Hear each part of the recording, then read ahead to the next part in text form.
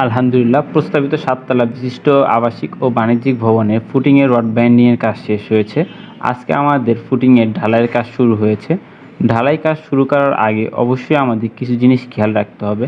তার ভিতরে অন্যতম একটি বিষয় হচ্ছে কাভারিং।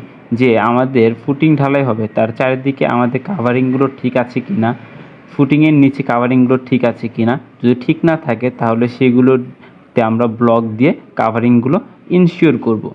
তাছাড়াও চারিদিকে যে শাটারিং করা হয়েছে কোন রড শাটারিংয়ের সাথে লেগে আছে কিনা, যদি লেগে থাকে তাহলে সেগুলো পাকা করে দিব বা কেটে ফেলে দিতে হবে। আমাদের আরও চেক দিতে হবে কলামগুলো সোজা আছে কিনা, সেগুলো ওলন দ্বারা আমরা চেক দিয়ে নিব। ঢালাই কাজ চলাকালীন সময় আমাদের সঠিকভাবে ভাইব্রেটর ব্যবহার করতে হবে। ভাইব্রেটর সঠিকভাবে ব্যবহার না করলে ঢালাইয়ের মাঝে ভয়েড থেকে যাবে, এতে করে কংক্রিটে পূর্ণ স্ট্রেংথ আসবে না। তাছাড়াও ঢালাইয়ের সময় যে মশলাগুলো ফেলা হবে আমরা বেশি উঁচু থেকে ফেলবো না, মশলাগুলো সর্বোচ্চ 5 ফিট উপর থেকে ঢালবো। তাছাড়াও মশলা মিক্স করার সময় এর ওয়াটার সিমেন্ট রেশিও ঠিক আছে কিনা তা আমাদের দেখে নিতে হবে।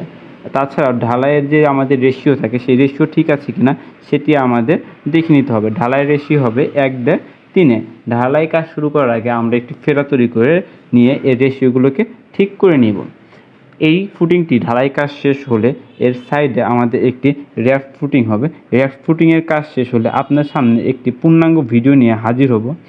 যারা এখনও আমাদের চ্যানেলটি সাবস্ক্রাইব করেন নাই তারা আমাদের চ্যানেলটি সাবস্ক্রাইব করে আমাদের সাথেই থাকুন।